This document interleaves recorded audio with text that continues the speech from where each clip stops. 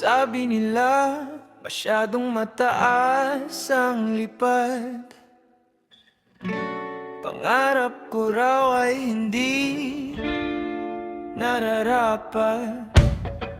Sino ba namang ako? Isang hamak na tambay, nag-aalaga lang ng magulang, walang ibang hanap buhay. Hindi kasing gwapo ng mga nasa TV, kahit pumorma parang laging huli.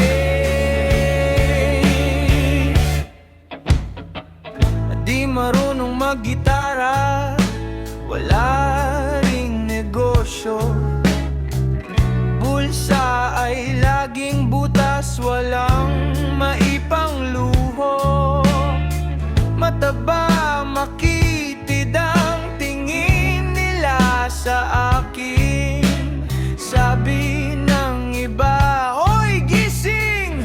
Huwag ka nang manalangin. Kamukha ni Jane de Leon. Kahibangan ba to? Sadyang ang mundo ay mapanghusga sa tipo ko."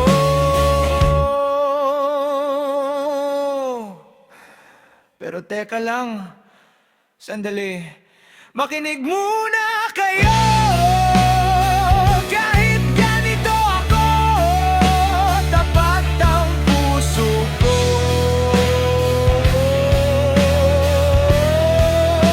Maliban ang umasa, masama bang mangarap na may makakakita sa akin ng tunay na sarap? Yung hindi titingin sa pera o sa forma, yung tatanggapin ako ano man ang aking forma. Wala akong yaman, wala akong pangalan, pero pagmamahal ko hindi ka iwan.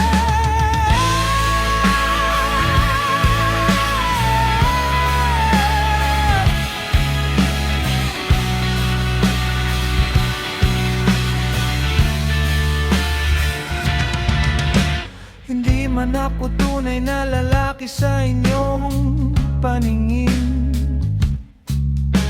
May boses din ako, may damdamin ding dapat ginggin. Hindi kasing sikat ni Ice, pero may sariling himig. Naghahanap lang naman ng seryosong pag-ibig. Nasaan ka na ba? Nakalaan ka ba talaga? Yung kamay na sa mukha ko'y hahaplos ng malambing. Yung sisilip sa likod ko kung pawis ay natuyo na, at kukuha ng bimpo habang bumubulong. Pahinga ka na, katuwang sa pag-aalaga, kasama sa bawat puyat, katapatan, pangako at totoo.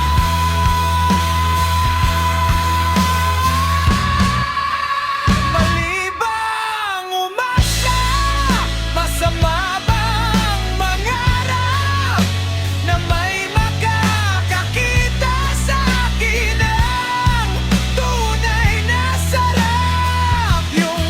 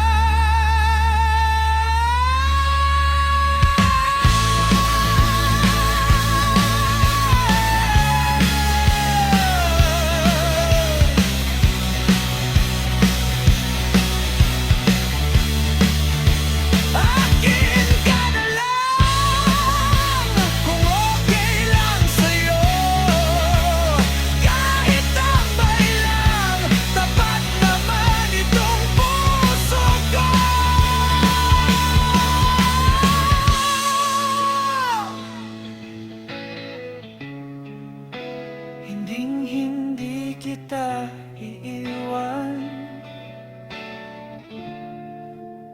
Pangako yan.